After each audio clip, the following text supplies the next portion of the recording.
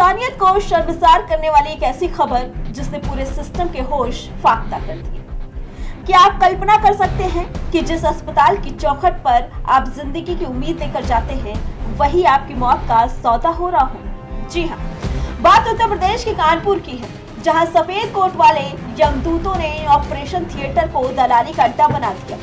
महज 8वीं पास एक एम्बुलेंस ड्राइवर डॉक्टर बन गया और उसने दिल्ली मुंबई से बुलाए गए सर्जन के साथ मिलकर इंसानी अंगों का काला बाजार सजा दिया। न कागज न रिकॉर्ड, बस कत्लखाना और करोड़ों का खेल।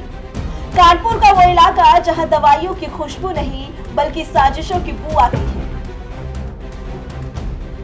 शहर के नामचीन अस्पतालों के पीछे एक ऐसा डेथ सिंडिकेट चल रहा था जिसका खुलासा हुआ तो रूह कांप गई।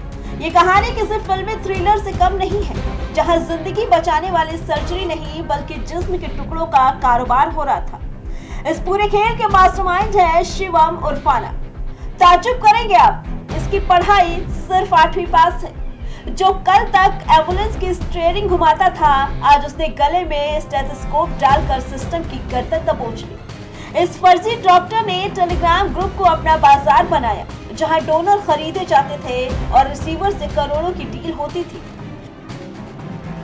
गरीब और मजबूर डोनर को महज 1-2 लाख का लालच देकर फंसाया जाता, फिर उसी किडनी को किसी रईस जरूरतमंद को 80 लाख से 1 करोड़ रुपए में बेच दिया जाता। मुनाफा बेहिसाब, इंसानियत शून्य। जांच में जो सामने आया वो और भी ज्यादा खौफनाक है।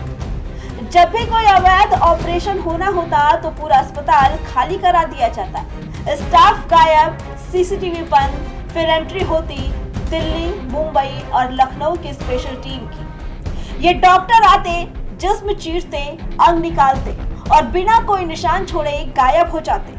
60 से ज्यादा ऑपरेशन, लेकिन कागजों में एक भी दर्ज नहीं। ना कोई फाइल, ना कोई एंट्री, ना ही पोस्ट ऑपरेशन केयर। डोनर की हालत नाजुक है या वो मर रहा है, इस सिंडिकेट को इससे कोई सरोकार नहीं था।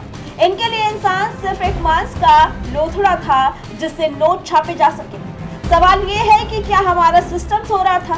कैसे दर्जनों अवैध सर्जरी हो गई और स्वास्थ्य विभाग को भनक तक नहीं लगी? कागजों में डोनर को रिश्तेदार बताया गया, फर्जी हलफनामे बने और कानून की आंखों में धूल झोंकी गई। पुलिस ने आरोपियों को सलाखों के पीछे तो भेज दिया, लेकिन उन सफेद पोश चेहरों का क्या जो अब भी पर्दे के पीछे छिपे हैं? इसमें देखिए कल कुछ लोगों की अरेस्टिंग हुई थी। इसमें 6 लोग कल अरेस्ट हुए थे। इसमें कुछ और डॉक्टर्स के नाम जो आए थे जो अभी वांछित चल रहे हैं, उनके लिए लगातार टीमें दबिश दे रही हैं। उनकी भी गिरफ्तारी शीघ्र सुनिश्चित की जाएगी। इसमें कुछ अन्य हॉस्पिटल्स के भी नाम आए हैं, अलग अलग जनपदों के। वहाँ पर भी हमारी टीम गई हुई है और हम लोग संपर्क में हैं और वहाँ पर भी जिन लोगों का इन्वॉल्वमेंट है उनके बारे में पता करने का प्रयास किया जा रहा है। इसमें अभी जो डोनर था आयुष, उससे भी पूछताछ हुई है डिटेल में। कुछ फैक्ट्स हमारे पास नए फैक्ट्स आए हैं, उसके आधार पर हम लोग कार्रवाई करेंगे। अभी फिलहाल हमारी प्रायोरिटी है जो दोनों पेशेंट है, जो डोनर और रेसिपिएंट दोनों का इलाज एलेट में चल रहा है, वो सुरक्षित हो, वो सुरक्षित रहें, उनका ठीक से इलाज हो, ये इंश्योर करना। उनके परिवारजन को इन्फॉर्म कर दिया, ये लोग भी आ रहे हैं। सेकंड, जो अभी इसमें जो वांछित अभियुक्त हैं, जो अभी फरार चल रहे हैं, इनकी गिरफ्तारी सुनिश्चित की जाए।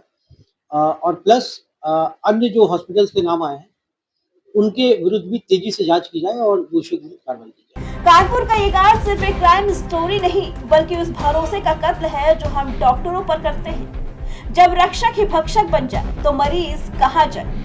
क्या ये सिर्फ चंद अस्पतालों की कहानी है या सिंडिकेट पूरे देश में अपनी जड़ें फैला चुका है? कानपुर पुलिस की जांच जारी है, लेकिन बड़ा सवाल वही है, क्या हम अब भी सुरक्षित हैं? जब जिंदगी बचाने वाले हाथ पैसों के लिए कटने लगे तो समझ लीजिए खतरे में सिर्फ मरीज नहीं बल्कि पूरा समाज है। Bureau report, prime TV.